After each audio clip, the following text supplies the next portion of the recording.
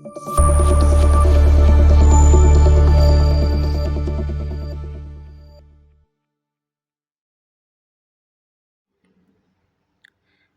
Friends, welcome to smart class academy Tamil. இன்றைக்கி வந்து 7ஆம் வகுப்பு தமிழில் முதல் பருவத்தில் இயல் 1 இலக்கியம் பார்க்க போகிறோம். அதில் முதல் பாட்டு வந்து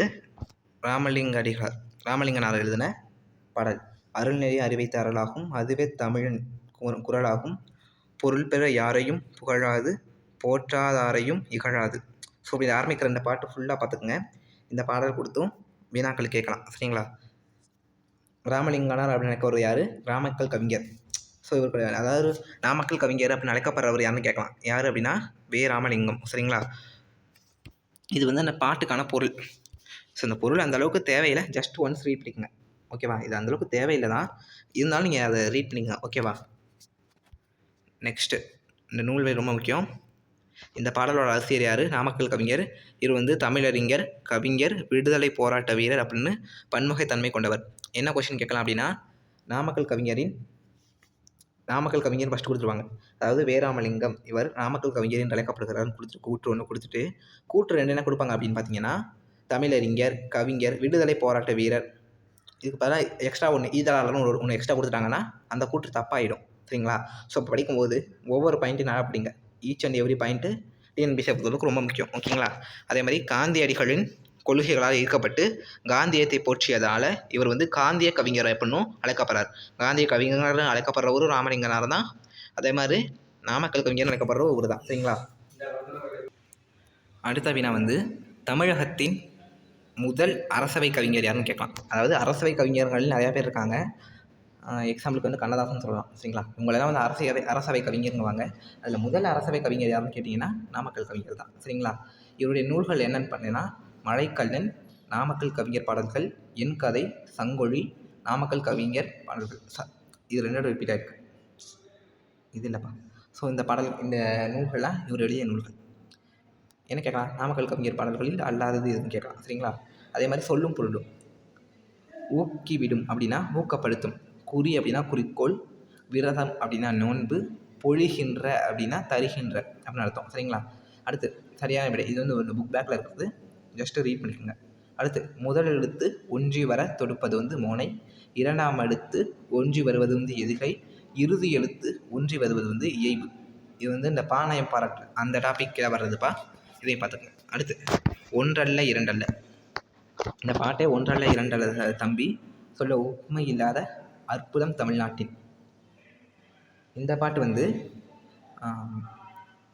அப்படியே இருங்க, உடுமலை நாராயண கவி அவர் எழுதின ஒரு பாடல் தான், சரிங்களா? இந்த பாட்டில் இடையில ஒரு லைன் கொடுத்து, இப்போ எக்ஸாம்பிளுக்கு, முல்லைக்கு தேர் கொடுத்தார் வேல்பாரி, வான்முகிலினும் புகழ் படைத்த உபகாரி, இவ்வடிகளை எழுதியவர் இல்லைன்னா இயற்றியவர் யாருன்னு கேட்கலாம், சரிங்களா? ஸோ அப்போ யார்? உடுமலை நாராயண கவி. பகைவரை, இது முக்கியமான பாட்டுப்பா, முக்கியமான லைனு, இது வெரி வெரி இம்பார்ட்டன்ட். பகைவரை வென்றதை பாடுவது எதுனா பரணி, பரணி பாடுவது பண்ணுவாங்க. பகைவரை வென்றதை பாடும் இலக்கியம் எது அப்படின்னா பரணி இலக்கியம். அகம்புறம் ஆகியவற்றை மெய்ப்பொருளாக கொண்டு பாடப்படும் இலக்கியம் வந்து சங்க இலக்கியம். ஸோ சங்க இலக்கியத்துக்கு இது கேட்கலாம், சரிங்களா? அடுத்து முல்லைக்கு தேர் தந்தது மலை மேகத்தை விட புகழ் பெற்றவன் அப்படின்னு அழைக்கப்படுறவர் யாருன்னு கேட்கலாம், வேல்பாரி, ஓகேவா? புலவரின் சொல்லுக்கு தன் தலையையே தர துணிந்தவன் யார்? குமணவல்லர். முக்கியமான கொஷின்ப்பா, இதுவும் இந்த லெசனில் ஒரு முக்கியமான கொஷின் அப்படி சொன்னால் இது சொல்லலாம், சரிங்களா? அடுத்து நூல்வெளி. பகுத்தறிவு கவிராயர், பகுத்தறிவு கவிஞர், பகுத்தறிவு கவிராயர். அதாவது 2024 அப்போ நடந்த டிஎன்பிஎஸ்சி குரூப் 4 கேட்டுருந்தாங்க அந்த கொஷின். சத்தியமாக எனக்கு வந்து கொஞ்சம் ஸ்ட்ரகிளாக இருந்தது இந்த கொஷின்ப்பா. என்னென்னா ஃபஸ்ட்டு கொஷின் வந்து பகுத்தறிவு கவிராயர்னு கேட்டுட்டாங்க, அடுத்த கொஷினில் பகுத்தறிவு கவிஞர்னு கேட்டிருக்காங்க. ஸோ நான் அது மாதிரி வேறு யாராவது இருப்பாங்கன்னு நினச்சி தப்பாக போட்டு வந்தேன். ஆனால் இவரை வந்து 2 கொஷின் கேட்டாங்க 2024 குரூப் 4ல், சரிங்களா? ஸோ அப்போ நீங்கள் நல்லா படிச்சுக்கிட்டிங்கன்னா எழுதலாம், உங்களை எப்படி வேணால் ட்விஸ்ட் பண்ணலாம். நான் வந்து தெரிஞ்ச கொஷின் இந்த கொஷினை தப்பாக பண்ணிட்டு வந்தேன். ஸோ அது மாதிரி தெரிஞ்சதுலேயே தப்பு பண்ணாமல் ஆன்சர் பண்ணி கரெக்டாக பண்ணிட்டு வாங்க. இவர் வந்து திரைப்பட பாடலாசிரியராகவும் நாடக எழுத்தாளராகவும் புகழ் பெற்றவர். தமது பாடல்கள் மூலம் பகுத்தறிவு கருத்துக்களை பரப்பியவர். இப்போ என்ன கொடுக்கலாம்? பகுத்தறிவு கவிராயர் என்று அழைக்கப்படுபவர். இது கூற்று காரணத்தை கூட கேட்கலாம் இல்லையா? ஃபஸ்ட் பகுத்தறிவு கவிஞர் என்று அழைக்கப்படுபவர் உடுமலை நாராயண கவி. இவர் திரைப்பட பாடலாசிரியராகவும் நாடக எழுத்தாளராகவும் புகழ் பெற்றவர். தனது பாடல்கள் மூலம் பகுத்தறிவை விதைத்தவர், இல்லை பரப்பியவர்னு கொடுக்கலாம். நம்ம என்ன நினைப்போம், ஃபஸ்ட்டு இது தெரியும் பகுத்தறிவு கவிராயர்னா உடுமலை நாராயண கவின்னு. ஆனால் மற்ற 2 டவுட்டாக இருக்கும். நீங்கள் படிக்கும் போதே அந்த லைனை நல்லா புரிஞ்சு படிச்சுட்டீங்க, அதாவது கரெக்டாக அவங்க சிங் பண்ணி ஏதோ ஒரு குழு வச்சோ படிச்சிங்க அப்படின்னா அங்கே ஈஸியாக ஞாபகம் வந்துடும். அடுத்து நாட்டுப்புற இசையின் வலிமையை கையாண்டு கவிதைகள் எழுதியவர், சரிங்களா இவர். அடுத்து ஒப்புமை அப்படின்னா இணை, அற்புதம் அப்படின்னா விந்தை, முகில் அப்படின்னா மேகம் தெரியும், அதே மாதிரி உபகாரி அப்படின்னா வள்ளல், சரிங்களா. அடுத்து சரியான விடையை தேர்ந்தெடுத்து இந்த இது வந்து அங்கேயே பார்த்ததான், அதை புக் பேக் அப்படியே பார்த்துங்க, புக் பேக் பார்த்துங்க, ஓகேவா. நெக்ஸ்ட்டு பேச்சு மொழியும் எழுத்து மொழியும். இது வந்து ஒரு one of the important lesson தான். தனது எண்ணங்களையும் உணர்ச்சிகளையும் பிறருக்கு வெளிப்படுத்துவதாக மனிதனால் உருவாக்கப்பட்ட ஒரு ஒன்று தான் மொழி. மொழியின் மூலமாகவே மனிதர்களின் சிந்தனை ஒரு தலைமுறையிலிருந்து மற்றொரு தலைமுறைக்கு கொண்டு செல்லப்படுகிறது. வாயினால் பேசப்பட்டு பிறால் கேட்டு உணரப்படுவது பேச்சு மொழியாகும். இவ்வாறு பேசுவதும் கேட்பதும் மொழியின் முதல் நிலை. அப்போ என்ன கேட்கலாம், மொழியின் முதல் நிலை எது? பேசுவதும் கேட்பதும், பேசப்படுவதும் கேட்கப்படுவதும் தான் மொழியின் முதல் நிலை, சரிங்களா. அடுத்து கண்ணால் கண்டு உணருமாறு வரி வடிவமாக எழுதப்பட்டு படிக்கப்படுவது, அதாவது எழுதப்படுவது படிக்கப்படுவது வந்து எழுத்து மொழி, பேசப்படுவது கேட்கப்படுவது வந்து பேச்சு மொழி. இது மட்டும் பார்த்துங்க, ஓகேவா. அடுத்து எழுதப்படுவதும் படிக்கப்படுவதும் மொழியின் 2ஆம் நிலை. முதல் நிலை எது, 2ஆம் நிலை எதுன்னு கேட்கலாம். அடுத்து மனிதர்களின் சிந்தனைகள் காலம் கடந்து வாழ்வதற்கு எழுத்து மொழியே காரணமாகிறது. எழுத்து மொழி என்ன, இப்போ ஒன்றும் இல்லைப்பா, கல்வெட்டில் ஒன்று இதுக்கு முன்னாடி பல 100 ஆண்டுகளுக்கு முன்னாடி இருந்தாங்கிறது எப்படி அவ்வளோ அக்யூரேட்டாக சொல்கிறோம். அது வந்து ஒரு கல்வெட்டில் எழுதப்பட்டதுனால தான். இன்கேஸ் இப்போ வரைக்குமே பல வருஷத்துக்கு முன்னாடி எழுதப்பட்ட திருக்குறள் இப்போ வரைக்குமே இருக்கிறது காரணம் என்ன, எழுத்து வடிவத்தினால தான். ஸோ அதாங்க சொல்கிறாங்க, சரிங்களா. அடுத்து ஒலி வடிவில் அமையும் பேச்சு மொழியானது உடனடி பயன்பாட்டிற்கு உரியது. வடிவில் அமையும் எழுத்து மொழியானது நீண்ட கால பயன்பாட்டிற்கு உரியது. உடனடி பயன்பாட்டுக்கு ஒன்றும் இல்லைப்பா, நான் பேசுகிறேன் அப்படின்னா அவ்வளோதான். இப்போ நான் ஒருத்தவங்க பேசுகிறேன்னா அதை அந்த நிமிஷத்தில் முடிஞ்சு போயிடும். ஆனால் எழுதணும் அப்படின்னா அது நீண்ட காலமாக அப்படியே இருக்கும். ஸோ அதான் சொல்கிறாங்க, சரிங்களா. அடுத்து மொழியில் பேச்சு எழுத்து ஆகிய 2 வடிவங்களும் பயன்பாட்டில் உள்ளது நம்ம தமிழ் மொழியில், சரிங்களா. அடுத்து பேச்சு மொழி. மொழியின் உயிர்நாடியாக விளங்குவது பேச்சு மொழியே. அப்போ மொழியின் உயர்நாடி என்று அழைக்கப்படுவது எதுன்னு கேட்கலாம். இதெல்லாம் ஈஸியான கொஸ்டின், தப்பாக ஆன்சர் பண்ணுறது, சரிங்களா. பேச்சு மொழி உணர்வுகளை எளிதாகவே வெளிப்படுத்தும். அடுத்து இது கருத்தை வெளிப்படுத்துவதை மட்டுமே நோக்கமாக கொண்டது. பேசப்படும் சொற்கள் மட்டுமின்றி பேசுவோரின் உடல் மொழி ஒலிப்பதில் ஏற்ற இலக்கம் ஆகியவற்றை பேச்சு மொழி சிறப்பாக கூறுகள். அப்போ ஒன்றும் இல்லைப்பா, நான் கோபமாக ஒன்று கத்துறதுக்கும் உள்ள ஒரு விஷயத்துக்கு சொல்கிறதுக்கும் வித்தியாசம் இருக்குது. இப்போ நான் பேசும்போது, இப்போ பேசிகிட்டே இருக்கும்போது சத்துன்னு டே அப்படின்னு கத்துனேன்னா கொஞ்சம் வேகமாக கூப்பிட்றேன் அப்படின்னு அர்த்தம், சரிங்களா. இதே நான் திரும்ப குரல் ரைஸ் பண்ணி பேசுகிறதுக்கும் நார்மலாக ஒரு விஷயத்தை சொல்கிறதுக்கும் இங்கே வாங்கிறதுக்கும் சத்தமாக இங்கே வா அப்படிங்கிறதுக்கும் வித்தியாசம் இருக்குது. நார்மலாக இங்கே வா அப்படின்னா அவங்க கூப்பிட்றது அர்த்தம், சத்தமாக இங்கே வேணால் கோவத்தோட கூப்பிட்றேன்னு அர்த்தம். இதே வந்து நம்ம ஒரு சென்டென்ஸாவோ இல்லை ஒரு நாடகமாகவோ எழுத்து வடிவில் எழுதணும் அப்படின்னா அதில் வந்து அவ்வளோக்கா அந்த உணர்ச்சி பொங்கல் இருக்காது. ஸோ அதைத்தான் சொல்கிறாங்க, பேச்சு மொழி ஒரு உயிர் நாடியாக இருக்குது அப்படிங்கிறது, சரிங்களா. அடுத்து பேச்சு மொழியின் பொருள் வேறுபாடு. எடுத்துக்காட்டு, குழந்தையை நல்லா கவனிங்க அப்படின்னு கூறும்போது கவனி அப்படிங்கிற சொல் வந்து பேணுதல் அப்படின்ற பொருளை தருது. நில், கவனி, செல். இதில் வந்து கவனி அப்படின்ற சொல் வந்து நின்று கவனித்து செல் அப்படின்னு அர்த்தம். ஒரு தொடரில் எந்த சொல்லுக்கு அழுத்தம் கொடுக்குறோமோ அதற்கு ஏற்ப பேச்சு மொழியில் பொருள் வேறுபாடும், சரிங்களா.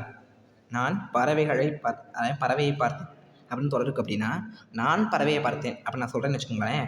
அப்போ பறவையை பார்த்தது யார் அப்படின்ற கொஸ்டினுக்கு ஆன்சராக இருக்கும். இதே நான் பறவையை பார்த்தேன் அப்படின்னு நான் சொல்கிறேன்னு வச்சுன்னா அது பறவைன்ற வார்த்தைக்கு அழுத்தம் கொடுக்குறேன் அப்படின்னா அதுக்கு என்ன கொஸ்டினாக இருக்கும்னா பறவையை பார்த்தது இல்லைன்னு நீ எதை பார்த்தாய் இதை கேட்கலாம் இல்லையா. ஸோ அப்போ கொஸ்டின்னு ஒன்றுக்கு ஒன்று மாறுது, ஆன்சர் ஒன்று தான். நான்கிற சொல்லுக்கு அழுத்தம் கொடுத்தோம் அப்படின்னா பறவையை பார்த்தது யாருன்ற கொஸ்டினுக்கும் பறவைன்ற சொல்லுக்கு அழுத்தம் கொடுத்தோன்னா எதை பார்த்தாயின்ற கொஸ்டினுக்கும் அது பதிலாக வருது. ஸோ அப்போ வந்து அழுத்தம் கொடுக்கும்போது அதற்கான மீனிங் மாறுது அப்படிங்கிறாங்க, சரிங்களா. அடுத்து நன்னூல் ஒரு இது சொல்லுது பாருங்கள், எழுத்தல் படுத்தல் நலிதல் உழைப்பில் திரிவும் தத்தமிழ் சிறிது உளவாகும். இது வந்து நன்னூலார யார், பவனந்தி முனிவர் அவர் சொன்னது. அதாவது பேசப்படுவதும் கேட்கப்படுவதுமே உண்மையான மொழி, எழுதப்படுவதும் படிக்கப்படுவதுமே அடுத்த நிலை. இதை வந்து சொல்கிறாங்க. அடுத்து எண்ணப்படுவதும் நினைக்கப்படுவதும் கனவு காண்பதும் கூட மொழி தான் சொல்கிறது யார்? மு வரதராசனார். அதுவும் இப்படி மொழின்னு சொல்கிறாங்க. இப்போ கனவு காணும்போது நீங்கள் எனக்கு ஹிந்திலேயோ இல்லை வேறு ஏதோ மொழியில் கனவு காணுவீங்களா? இல்லை, கனவு கூட நம்ம மொழியில் தான் வரும். ஸோ அதுதான் நினைக்கிறது நம்ம மொழி தான் நினைப்போம், வேறு மொழியில் எதுவும் நினைப்போமா? அதுதான். ஸோ அப்போ நினைக்கப்படுவது கூட மொழின்னு தான் சொல்கிறாங்க. இது சொன்னது யாருன்னு கேட்கலாம். ஏன்னா இது இம்பார்ட்டன்ட். நினைக்கப்படுவது எழுதப்படுவது அப்படின்னு சொன்னது யாருன்னு கேட்கலாம். சரிங்களா? நெக்ஸ்ட்டு வட்டார மொழி. வட்டார மொழி அப்படின்னா என்னென்ன? அந்தந்த வட்டாரங்களில் பேசப்படுது. இப்போ தமிழ்நாட்டிலேயே பல வட்டாரங்கள் இருக்குது. இப்போ சென்னையில் ஒரு ஸ்லாங் பேசுவாங்க, அதே மாதிரி கோயம்புத்தூர் ஒரு ஸ்லாங் பேசுவாங்க, மதுரையில் ஒரு ஸ்லாங் பேசுவாங்க, திருநெல்வேலியில் ஒரு ஸ்லாங் பேசுவாங்க. ஓகேவா? அதேமாதிரி கன்னியாகுமரி நாகர்கோவில் சைடு அங்குட்டு ஒரு ஸ்லாங் பேசுவாங்க. அந்த ஒரே ஸ்லாங்கு, ஒரே வார்த்தை. சில வார்த்தை நம்மளுக்குமே சில வார்த்தை தமிழ் மொழி தான், ஆனால் மீனிங் தெரியாது. அதுக்கு ரீசன் என்ன? அதுதான் வட்டார மொழிங்கிறாங்க. பேச்சு மொழி வந்து இடத்திற்கு இடம் மாறுபடும், மனிதர்களின் வாழ்வியல் சூழலுக்கு ஏற்பவும் மாறுபடும். இவ்வாறு மாறுபடும் ஒரே மொழியின் வெவ்வேறு வடிவங்களை தான் வட்டார மொழி அப்படிங்கிறாங்க. ஓகேவா? இருக்கிறது அப்படின்ற சொல்ல இருக்கு, இருக்குது, கீது அப்படின்னு சொல்லுவாங்க. இப்போ கீதுன்னா நம்ம சென்னை ஸ்லாங்கில் கீதுன்னு தான் சொல்லுவாங்க. கீது, திண்ணியா, துண்ணியா அதை கேட்பாங்க இல்லையா? ஸோ அதெல்லாம் என்ன அர்த்தம்? அதெல்லாம் அவங்க மொழி, அவங்க ஸ்லாங்கு. சரியா? ஸோ அப்போ மாறும். அடுத்து ஒரே மொழியை பேசும் மக்கள் வெவ்வேறு இடங்களில் வாழ்வது உண்டு. வாழும் இடத்தில் சில அமைப்பு இயற்கை கலைகள் போன்றவற்றின் காரணமாக அவை பேசும் மொழி வந்து சிறிது சிறிதாக மாற்றங்கள் ஏற்படும். சரிங்களா? அவர்களுக்கு இடையே தொடர்பு குறையும் பொழுது இம்மாற்றங்கள் இன்னொரு மொழியாக கிளை மொழியாக மாறும். இவ்வாறு மாற மொழியை தான் கிளை மொழிங்குவாங்க. இப்போ எக்ஸாம்பிளுக்கு தமிழில் இருந்து எத்தனை மொழி மாறிச்சு? கன்னடம், தெலுங்கு, மலையாளம் இதெல்லாம் வந்து தமிழ்லேருந்து பிரிந்த மொழிகள். இதெல்லாம் சேர்த்ததுனால திராவிட மொழிகள் அப்படிங்கிறாங்க. நம்மளுக்கே தெரியும். இப்போ இதை வந்து நம்ம 9th பார்த்தோம் அப்படின்னு வச்சுக்கோங்களேன். 9th ஒரு டேப்லெட் கலக்கு அதில் போட்டிருப்பாங்க. இப்போ 3 அப்படிங்கிறத தமிழ், தெலுங்கு, கன்னடம், துளு, மலையாளம், துளு அப்புறம் இன்னொன்று இருக்குது. இந்த திராவிட மொழிகள் 7 மொழியிலுமே ஒரே மாதிரி தான் சொல்லுவாங்க. 3 தமிழில் மட்டும் தான் 3, மற்றதான் 3 தான் வரும். ஸோ அப்போ என்னது? ஏன்னா இதோட இதுலேருந்து போனால் கிளை மொழி தானே இது. ஸோ அதனால் மாறி இருக்கும். அதே மாதிரி இப்போ பாருங்கள், கன்னடம், தெலுங்கு, மலையாளம் நமக்கு சில வார்த்தைகள் புரிய செய்யும். அதுக்கு ரீசன் என்ன? இது நம்மளேருந்து போனால் கிளை மொழி, சில வார்த்தைகள் புரிய தான் செய்யும். ஸோ அதுதான். அடுத்து எழுத்து மொழி. பேச்சு மொழிக்கும் நாம் தந்த வழி வடிவம் தான் எழுத்து மொழி. ஒரு மொழியானது நீண்ட காலம் நிலைபெற்று வருவதற்கு எழுத்து மொழி இன்றியமையாது. எழுத்து மொழி காலம், இடம் ஆகியவற்றை ஏற்ப சொற்கள் சிதைவதில்லை. இப்போ ஒன்றும் இல்லை, இதை பாருங்களேன். அண்ணாங்கிறதுக்கும் முக்காலத்தில் இருக்க அண்ணாக்கும் இப்போ இருக்க அண்ணாக்காலுக்கும் துணைக்கால் மாதிரி இருக்குது. லை, அந்த லை போடும்போது இங்கே நன்னாகிற மாதிரி போடுறோம். ஆனால் நான் சொல்லும்போது அந்த உச்சரிப்பு ஒரே மாதிரி தான் இருக்குது. ஸோ அதை தான் சொல்கிறாங்க. சரிங்களா? அடுத்து பேச்சு மொழியும் எழுத்து மொழியுக்கான அந்த டிஃப்ரென்ஸ் கொடுத்துருக்காங்க பாருங்களேன். பேச்சு மொழியை வந்து உலக வழக்கு அப்படின்னு சொல்கிறாங்க, எழுத்து மொழியை இலக்கிய வழக்கு அப்படிங்கிறாங்க. ஓகேவா? பேச்சு மொழியில் வந்து வளர்ச்சி கூறுகள் வந்து அதிகமாக இருக்கும், எழுத்து மொழியில் குறைவாக இருக்கும். பேச்சு மொழியில் வந்து உணர்ச்சி கூறுகள் அதிகமாக இருக்கும், எழுத்து மொழியில் அதேமாதிரி பேச்சு மொழியில் உடல் கூறுகளும் ஏற்றத்தளவுகளும் இருக்கிறதுனால அது எழுத்து மொழியை விட எளிமையாகவும் கருத்தை தெரிவிக்கிற மாதிரி இருக்கும். இப்போ நான் குரலை ரைஸ் பண்ணி பேசுறதுக்கும் வா அப்படிங்கிறதுக்கும் வா கொஞ்சம் சத்தமாக சொல்கிறதுக்கு வித்தியாசம் இருக்குது. நார்மலாக வான்னு கூப்பிட்றதுக்கும் சத்தமாக சொல்லி கூப்பிட்டேன்னா நான் திருத்தேங்கிற மாதிரியும் இருக்கும். சரிங்களா? ஸோ அப்போ என்னது? பேச்சு மொழியில் வேகமாகவே அந்த எக்ஸ்பிரஷனோடு கொடுக்குற மாதிரி இருக்குது. சரிங்களா? அடுத்து அதுதான் உடல் மொழி, குரல் ஏற்றத்தளவு போன்றவற்றை இருக்குது. அடுத்து இது வந்து பேச்சு மொழியில் தான் இருக்குது, எழுத்து மொழியில் இல்லை. அடுத்து பேச்சு மொழிக்கும் எழுத்து மொழிக்கும் இடையே பெரிய அளவில் வேறுபாடு இருந்தால் அது இரட்டை வழக்கு அப்படிங்கிறாங்க. ஓகேவா? டயலாக்டிக் லாங்குவேஜ் அப்படிங்கிறாங்க. ஓகேவா? கேட்டல் பேசுதல் பண்ணுறது தான் மொழியோட முதல் நிலை அப்படின்னும் அப்படி தான் தாய்மொழி. இப்போ ஒன்றும் இல்லைப்பா, ஒரு குழந்தை இருக்குது அப்படின்னா தமிழ் மொழியை வச்சுப்போமே. தமிழ் மொழி வந்து நமக்கு யாரும் போய் கிளாஸ் எடுக்கலை. ஆனால் ஒன்றா தான் அப்படிலாம் இருக்கும் அப்படின்னா எதுவும் கிளாஸ் எடுக்கலை. நம்ம முதல்ல தமிழ் மொழியை கற்றுக்கிட்டு அப்புறம் தான் போய் நம்ம எழுத்து வடிவமாக கற்றுக்கிட்டோம். இதே மற்ற மொழினா முதல்ல நம்ம எழுத்து வடிவத்தை கற்றுக்கிட்டு தான் அப்புறம் ஒளி வடிவத்தை கற்றுப்போம். ஸோ அதுதான் எனக்கு டிஃப்ரெண்ட். அதான் சொல்கிறாங்க. பேச்சு மொழி மக்களின் மனநிலைக்கு ஏற்ப அமைவதால் விரைந்து மாற்றங்களை கொண்டு வருது. ஓகேவா? அடுத்து படித்தல் எழுதுதல் என்னும் இரண்டாம் நிலையே பிற மொழிகள். அதான் சொல்லிட்டேன் இல்லையா? ஸோ அடுத்து எழுத்து மொழி பெரும்பாலும் மாறுவதில்லை. பேச்சு மொழியில் பிற சொற்கள் பிற மொழி சொற்கள் மிகுதியாக இடம்பெறுது. எழுத்து மொழியில் பெரும்பாலும் மொழி தன் தூய்மையாக பெறப்படுது. சரிங்களா? ஏன்னா அது மாறாது. அடுத்து அப்படி இருங்களேன். அது மாதிரி எழுத்து மொழி பெரும்பாலும் மொழி தன் தூய்மையாக தான் இருக்கும். அடுத்து பேச்சு மொழியில் எழுத்துக்களை மாற்றி ஒப்பிடுவதும் உண்டு. அப்படிங்கிறத ஏ, உ, ஓ அப்படின்னு மாற்றி ஒழிப்பர். ஓகேவா? இலை அப்படிங்கிறது இலை அப்படின்னு சொல்லுவோம். உலகம் அப்படிங்கிறத உலகம் அப்படின்னு சொல்லுவோம். இது நம்மளுக்கே தெரியும் இல்லையா? நார்மலாக பேச்சு மொழி ஒன்று, எழுத்து மொழி ஒன்று இருக்கும். இதை தாம இரட்டை வழக்குன்னு சொல்கிறோம்னு அப்பயே பார்த்தோம். ஓகேவா? ஸோ அடுத்து அப்படி இருங்க. ஒரு மொழி அப்படிங்க உயிர்ப்போடு வாழ்வதற்கு பேச்சு மொழியும், காலம் கடந்து வாழ்வதற்கு எழுத்து மொழியும். உயிர் போடுறதுக்கு பேசிகிட்டே இருந்தால் அந்த மொழி உயிர் போடாதுன்னு அர்த்தம். இப்போ தமிழ் வந்து நம்ம அந்தளவுக்கு கரெக்டாக பேசுகிறோமா? நான் சொல்லும் போதே பாருங்கள், சரியாக பேசுகிறோமான்னு கேட்கல, கரெக்டாக பேசுகிறோம்னு தான் சொன்னேன். ஸோ தமிழ் மொழி வந்து மெல்லச்சாகுது அப்படிங்கிறாங்க.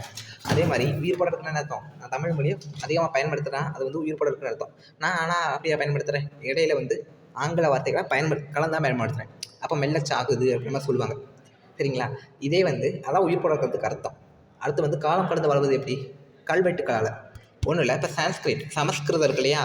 அது வந்து இப்போ வரைக்குமே உயிர் போட இருக்கான்னு கேட்டால் எழுத்து வடிவம் மட்டும் தான் இருக்குது. அது வந்து பேச்சு மொழியாக இன்னமும் இல்லை. அது வந்து அழிஞ்சிருச்சு பேச்சு மொழி. ஸோ அதை தான் சொல்கிறாங்க. பேசிகிட்டே நம்ம தான் பேச்சு மொழியாக இருக்கும். அழிஞ்சிருச்சுன்னா அவ்வளோதான், மொழியோட அழிவு எங்கேச்சுன்னு அர்த்தம். ஸோ அது மாதிரி தான் உயிர் போட இருக்கிறதுக்கு பேச்சு மொழியும், காலம் கடந்து நிற்பதற்கு எழுத்து மொழியும் உதவுது. தமிழில் பேச்சு மொழிக்கும் எழுத்து மொழிக்கும் இடையே வேறுபாடு உண்டு. எனவே தமிழை இரட்டை வழக்கு மொழி அப்படின்னு கேட்பாங்க. தமிழ் வந்து தமிழ் மொழி எத்தனை வழக்கு உண்டு கொடுத்துட்டு ஆப்ஷன் கொடுக்கலாம். ஓகேவா? ஸோ அதை அடுத்து மேடை பேச்சிலும் வானொலி, தொலைக்காட்சி போன்றவற்றிலும் எழுத்து மொழியையே இலக்கிய தமிழையே பயன்படுத்துவார்.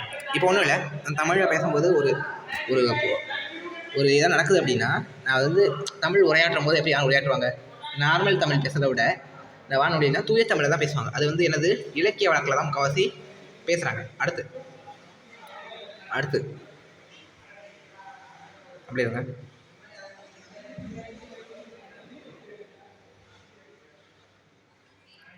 அடுத்து இக்காலத்தில் புதிய அறிவியல் கண்டுபிடிப்புகள் மூலமாக சான்றோர்களின் உரைகள் ஒளிப்பதிவு மற்றும் ஒளிப்பதிவு, ஒளினா சவுண்டு அண்டு இது லைட்டு, இதை வந்து செய்யப்படுது. இதன் காரணமாகவே பேச்சு மொழியும் நீண்ட காலம் நிலைத்து நிற்கும் நிலை ஏற்படுறது. ஒன்றும் இல்லைப்பா, இப்போதைக்கு நம்மளால் காமராஜர் பேசிய உரையை கேட்க முடியும். நீங்களே காமராஜர் ஸ்பீக்கிங் இன் தமிழ் அப்படின்னு போட்டிங்கன்னா அவர் பேசுகிற பழைய அந்த வீடியோக்கள்லாம் 1-2 யூடியூப்பில் இருக்குது. ஸோ அப்போ என்னது, பேச்சு மொழிக்கு எப்பயோ அவர் பேசுனது அவர் நிறைய பேர் பார்த்துருக்க கூட மாட்டோம். சரிங்களா? ஆனாலும் அவர் பேசுறது கேட்க முடியுது அப்படின்னா அதுக்கு காரணம் என்னது, இந்த காணொலி ஒளி அண்ட் ஒளி இதை வச்சு எடுக்க முடியுது அப்படிங்கிறாங்க. எளிய நிலையில் தமிழ் நூல்கள் எழுதவும் வேண்டும், இலக்கண நூல் எளிதாக ஏற்றுதலும் வேண்டும். வெளி உலகில் சிந்தனையில் புதிதாக விளைந்துள்ள எவற்றிற்கும் பெயர்கள் எல்லாம் கண்டு வெளிவரும் படங்களோடு சுவடிகள் சுவடியெல்லாம் செய்து செந்தமிழை செழுந்தமிழாய் செய்வதும் வேண்டும். இது சொன்னது யாருன்னு கேட்கலாம். எளிய நிலை தமிழ் நூல்கள் எழுதிடவும் வேண்டும், இலக்கண நூல்கள் புதியதாக ஏற்றுதலும் வேண்டும். இந்த லைன் வந்து நம்ம இந்த text books 6th to 10th கூட ஒரு 4 இடம் வந்துருக்கும்ப்பா. ஒரு சில இடத்துல வந்து நுழையும் முன்னே கொடுத்துருப்பாங்க. ஓகேவா? ஸோ அப்போ ரொம்ப முக்கியம். அது சொன்னது யார்? பாரதிதாசன். ஓகேவா? ஸோ அடுத்து சரியான விடை பார்த்துக்குங்க. தமிழின் கிளைமொழியில் ஒன்று வந்து தெலுங்கு. ஸோ இதான் எந்த புக் பேக் தான்ப்பா, புக் பேக் பார்த்துக்கோங்க. ஓகேவா? அடுத்து பொம்மலாட்டம். இது வந்து சொலவடைகள். இதில் வந்து சொலவடைகள்னு ஒரு டாபிக் இருக்குது பொம்மலாட்டத்தில். சொலவடைகள் என்னப்பா? அதெல்லாம் சொலவடை சொல்கிற மாதிரி அப்படி வீட்டில் பாட்டிங்க அவங்களாம் பேச சொல்லியிருப்பாங்க. அதாவது பழமொழிகள். இதெல்லாம் வந்து இந்த பொம்மலாட்டன்ற டாப்பிக்கில் உள்ள என்ன பண்ணியிருப்பாங்க. நீங்கள் ஜஸ்ட்டு ஃப்ரீயாக இருக்கும் போதோ இல்லை படிக்க ரொம்ப கடுப்பாக இருக்குது அப்படின்னா இது மாதிரி இந்த துணை பாடங்களை ஜஸ்ட் எடிட் பண்ணி பாருங்க. அதில் வந்து இதில் கொடுத்துருப்பாங்கப்பா, அது வந்து சொலவடைகள் கொடுத்துருப்பாங்க. அதுலேருந்து எடுத்தது தான். ஓகேவா? இப்போயுமே என்னோட நோட்ஸை வந்து நீங்கள் அப்படியே எடுத்துக்கணும்னு சொல்லலை. நீங்கள் ஒன்ஸ் புக்கு ஃபுல்லாக ரீட் பண்ணிவிட்டு இதை ஜஸ்ட்டு ஷார்ட் நோட்ஸாக வச்சுக்கோங்க. ஓகேவா? அடுத்து புண்ணுக்கு மருந்து போட முடியும், பிடிவாதக்காரனுக்கு மருந்து போட முடியாது. ஓகேவா? பிடிவாதத்துக்கு மருந்து போட முடியாது. அடுத்து அணைவடைஞ்சு போனால் வெள்ளம் அழுதாலும் வராது. அதாவது வெள்ளம் ஒரு போச்சா திரும்ப வராதுங்கிறத அப்படியே சொல்கிறாங்க பாருங்க. அடுத்து என்ன பாருங்களேன், விளைச்சலுக்கும் வெள்ளாட்டுக்கும் செம்மண் பகை, இது ஒரு இது. எறும்பு ஊற கல்லும் தேயும். அடுத்து தேய்ங்கிற மாதிரி சொல்லுவாங்க இல்லையா? அடுத்து உழக்கிற மாடு தான் ஊருக்குள்ளே விலை போகும், அடைமழை விட்டாலும் செடி மழை விடாது.